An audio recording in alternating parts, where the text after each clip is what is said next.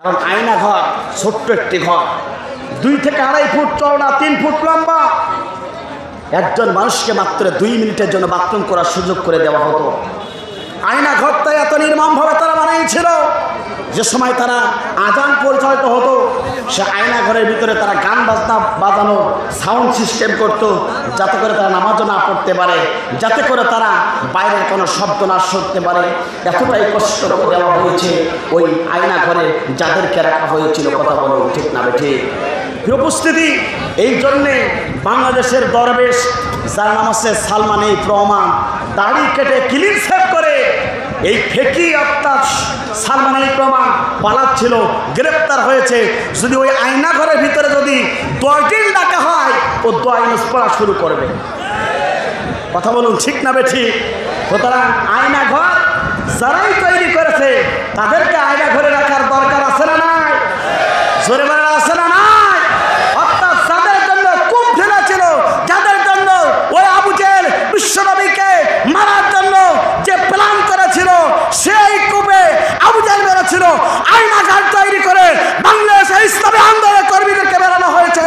আজকে তারা আয়না ঘর তৈরি করে সাহিত্য করলো, অতি তাড়াতাড়ি তাদেরকে আয়না ঘরের ভিতরে রাখা দরকার। বুক ফুলে কথা বলতে হবে। আজকের ওয়াজ হবে না, শুধু আওয়াজ হবে। কথা বলুন ঠিক না বেটি? বড় 17টা বছর ধরে কোরআনের কথা বলতে পারি নাই। এই কোরআনের কথা বলার কারণে আল্লামা সাঈদী শহীদ হয়েছে। এই কোরআনের কথা বলার কারণে রক্তের বিধানে বিতাড়িত হয়েছে। এই কোরআনের কথা বলার কারণে Peace TV, Islamic TV, Diganta TV বন্ধ হয়েছে। এই কোরআনের কথা বলার কারণে চাকরি নাক বিতাড়িত হয়েছে।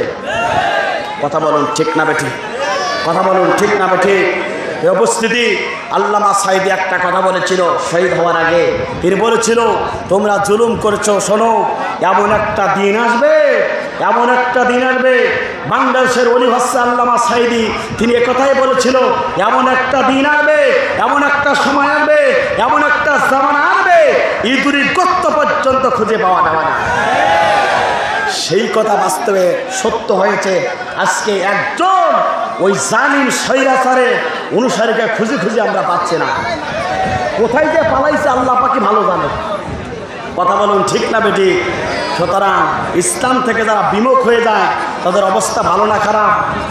জোরে বলেন ভালো না খারাপ? আমার বন্ধুরা তাহলে লক্ষ্য করুন, এই কোরআনুল কারীমটা আপনার আমার জন্য অন্ধকার সমাজ পরিবর্তন করবে।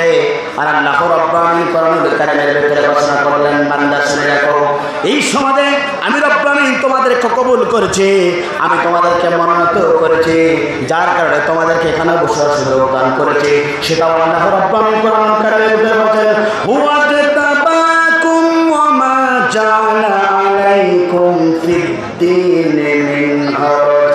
আল্লাহ পাক বলেন, আমি যাদেরকে মনোনীত করেছি, আমি যাদেরকে কবুল করেছি, আমি যাদেরকে পছন্দ করেছি, তাদেরকে আমি কোরআনের ময়দানে বসার সুযোগ দান করেছি।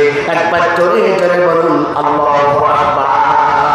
আমি রব্বুল আলামিন যাদেরকে কবুল করেছি, আমি যাদেরকে কবুল করেছি, আমি যাদেরকে পছন্দ করেছি, তাদের দ্বারা 2024 সালে বাংলাদেশের ইসলাম প্রতিষ্ঠার করে বিজয় লাভ করলাম।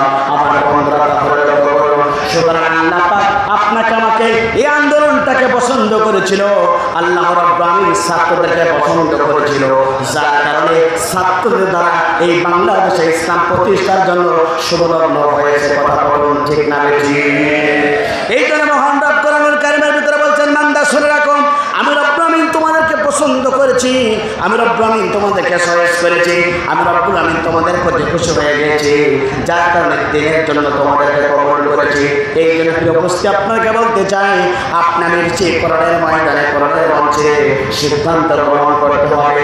এই বাংলাদেশকে রক্ষা করতে গিয়ে যদি আপনার যদি রক্ত লাগে রক্ত দেব, জীবন লাগে জীবন দেব, তবে আল্লাহর জন্যে, আল্লাহ দিন প্রতিষ্ঠার জন্য আন্দোলন করব। কথা বলুন ঠিক না ঠিক? যুগে যুগে যারা ইসলাম প্রতিষ্ঠার জন্য আন্দোলন করেছে, যুগে যুগে যারা ইসলামকে প্রতিষ্ঠার জন্য যারা কাজ করেছে, সে কাজ আপনাকে করতে হবে। এই কাজ যদি আপনারই করতে পারে, আপনাকে আমাকে যিনি পছন্দ করবেন তিনি কে? জোরে বলেন তিনি কে? তাহলে আল্লাহ পাক আপনাকে আমাকে পছন্দ করেছে,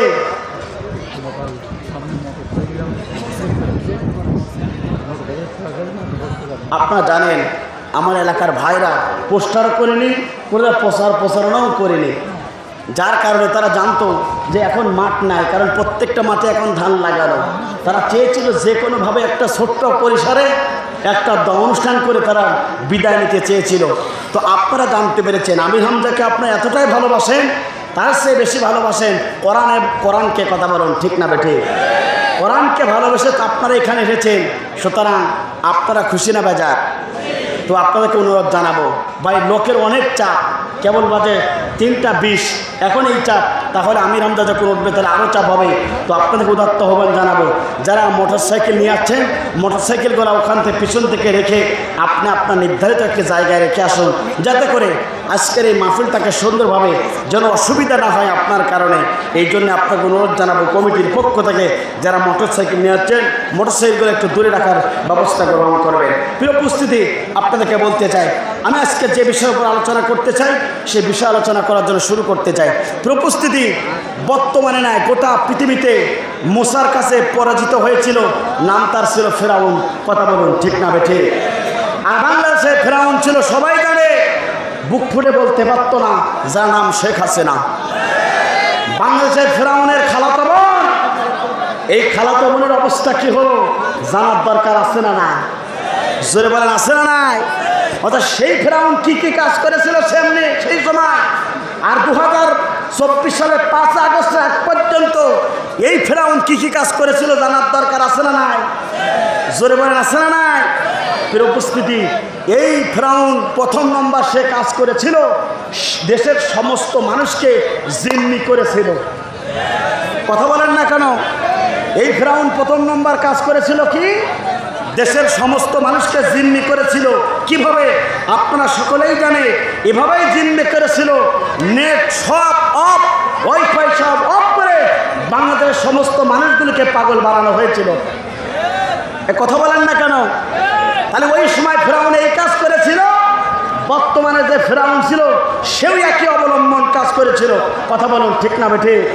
উপস্থিতি, বাংলাদেশের মানুষকে জিম্মি করেছিল, অর্থাৎ কোনো সংবাদ কেউ জানতে পারত না। কথা বলুন ঠিক না বেঠি? আমার বন্ধুরা, সেই ফেরাউন কি কাজ করেছিল লক্ষ্য করুন। মুসা আলাইহিস সালাতু ওয়াস সালাম অনুসারীদেরকে, সকল অনুসারীদেরকে জিম্মি করে বলল। সকলকে তিনি জিম্মি করার পরে তিনি ঘোষণা দিলেন, শোনো আমি যা বলবো দেশের মানুষগুলোকে তাই শুনতে হবে। সঙ্গে সঙ্গে দেশের মানুষেরা অবাক হয়ে গেল। মুসা আলাইহিস সালাতু ওয়াস সালামের কাছে তার অনুসারীরা চলে গেল, মুসা আমরা এখন কি করতে পারি? যে ফেরাউন যা করে আমাদেরকে তাই মানতে হবে। সঙ্গে সঙ্গে মুসা আলাইহিস সালাতু ওয়াস সালাম বলেছিল, শোনো তোমরা যদি আল্লাহর প্রতি মানে থাকো, মুসার প্রতি মানে থেকে থাকো, তাহলে তোমরা ধৈর্য ধারণ করো। ফেরাউনের কথাই তোমরা কোনো প্রকার টেনশন করবে না, মন খারাপ করবে না, ধৈর্যচ্যুত হবে না। কথা বলুন ঠিক না ঠিক? আমার বন্ধুরা, বর্তমানে ফেরাউন কি কাজ করেছিল?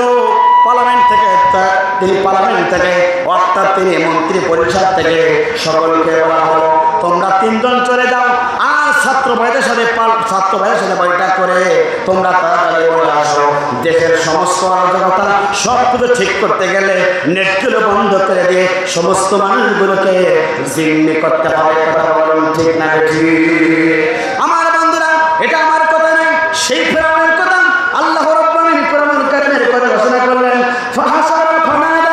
দেশের সমস্ত মানুষগুলোকে একত্রিত করে ফেললো। অর্থাৎ সমস্ত মানুষগুলোকে একত্রিত করে অর্থাৎ জিম্মি করে সে বলেছিল, ফাকাল আনা রাব্বুকুমুল আলা, আমি কি সমস্ত ক্ষমতার মালিক নয়? কথা বলুন ঠিক না বেঠি? সেই ফেরাউন বলেছিল, দেশের সমস্ত মানুষগুলো একত্রিত করলো, করার পরে ফেরাউন বলছে, এই শোনো আমি সমস্ত ক্ষমতার মালিক, আমি যদি কিছু দেই তোমরা চলতে পারবে, নাইতে পারবে না। মুসার অনুসারী বলেছিল, না না না, আমাদের সমস্ত ক্ষমতার মালিককে, লিল্লাহি মা ফিস সামাওয়াতি ওয়াল আরদ, আলাহুল খালকু ওয়াল আমরু, সৃষ্টিদার, আইন চলবে তা, আমাদের সমস্ত ক্ষমতার মালিক আল্লাহ। চিৎকার করে বলেন আল্লাহু আকবার। আমার বন্ধুরা, সেই মুসার অনুসারী যখন বলেছিল ফেরাউনের মক্কা গরম, ঠিক একইভাবে যখন আমার দেশের মানুষেরা সবাইকে জিম্মি করে একত্রিত করে ফেললো, শেখ হাসিনা এটাই বললো, আমি কি সমস্ত পাওয়ারের মালিক নাই, আমি নেট চললে চলে, বন্ধ করে দিলে আর চলে না। কথা বলেন না কেন? সে সময় ফেরাউন কি কাজ করেছিল? আর এই ফেরাউন কি কাজ করেছিল একটু দেখুন বন্ধুরা। সে বলেছিল নেট খোলা রাখলে আমি বললি নেট চলে, আর আমি যদি না বলি নেট চলে না। অত আমাদের বাংলাদেশের সমস্ত মানুষকে জিম্মি করেছিল না? কথা বলেন না কেন আমার বন্ধুরা? আর সে বলেছিল আমি সমস্ত পাওয়ারের মালিক, আমাকে থামাইকে, আমি আরো থাকবো। কিন্তু আল্লাহ পাক বলল তোরা রাখবো না। কথা বলুন ঠিক না বেটি? এই খেলা কার? জোরে বলেন কার?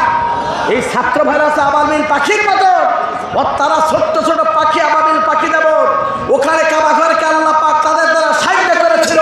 আর বাংলাদেশে লাল পতাকা খতিবাই পতাকায় রক্ষা করলো আল্লাহর সবচেয়ে গায়বী ফেরেশতা দ্বারা, আর বাংলাদেশে সত্তার দ্বারা ভাইদের দ্বারা।